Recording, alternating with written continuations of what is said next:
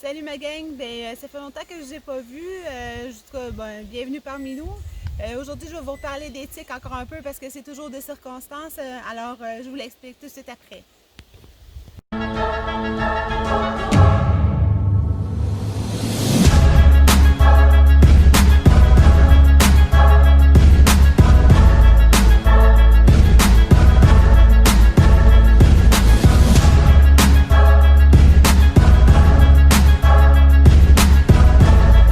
La gang, on est dans le bois aujourd'hui.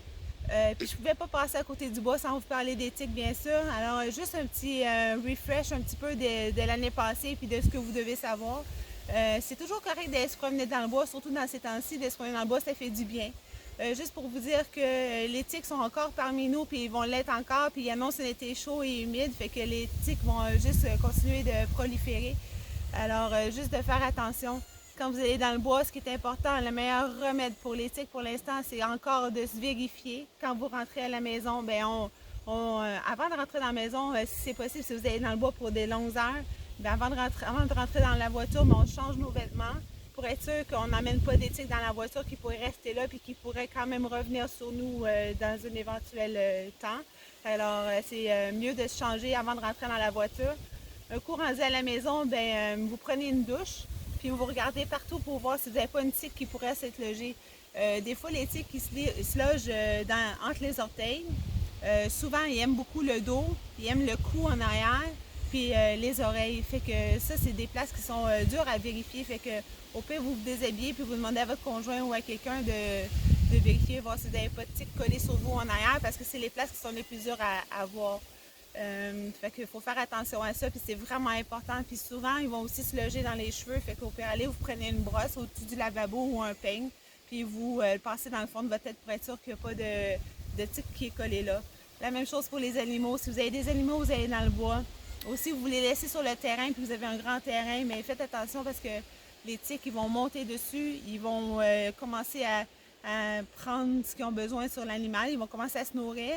Puis ça, mettons, le chien rentre dans la maison, puis la tique tombe par terre, puis elle n'a pas fini de se nourrir, mais il serait possible qu'elle monte sur vous, puis qu'elle continue de son repas, parce que tant qu'elle n'est pas pleine, mais elle va continuer de vouloir manger. Elle peut se loger sur 3 personnes différentes pour pouvoir terminer son repas, fait qu'il faut vraiment, vraiment faire attention. Pas parce que vous envoyez une grosse par terre qu'elle n'a pas, déjà fini son repas, ça veut rien dire, peut-être qu'elle ne l'a pas encore terminé.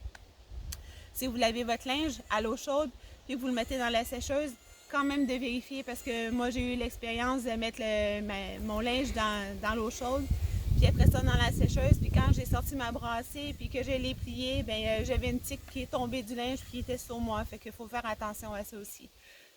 Toujours se traîner avec vous un petit sac avec un contenant, mettons, de pilules vides, avec la pince pour retirer la tique. Si jamais vous avez une tique sur vous qui est sur votre peau, enlevez-la pas avec vos doigts parce qu'elle pourrait avoir des bactéries sur elle ou le liquide, puis que ça pourrait vous contaminer quand même.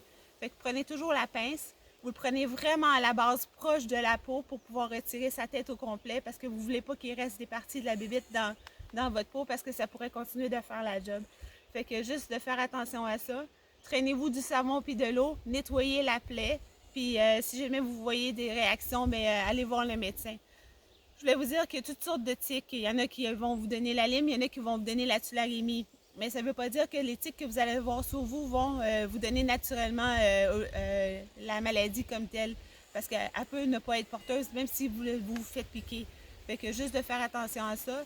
Puis pour terminer, je vais vous dire d'aller voir, si jamais vous avez une tique, puis vous voulez savoir c'est quoi la tique, vous pouvez aller sur ethique.ca, envoyer la photo. Eux, ils vont vous renvoyer un courriel, puis ils vont vous dire c'est quoi la tique, puis c'est quoi qu'elle peut transporter comme maladie. Puis à ce moment-là, si jamais vous voyez des réactions sur vous, c'est important d'aller à l'hôpital dans les 24 heures pour qu'ils puissent vous donner la dose de prévention. Je vais vous laisser là-dessus. Puis soyez prudents, la gang. Promenez-vous dans le bois, c'est important d'avoir du plaisir. Puis je vais vous revenir avec d'autres chroniques, puis on va élaborer plus en détail. Sur ce, je vous souhaite une belle fin de journée, une belle saison de chasse, puis on se revoit bientôt. Bye bye!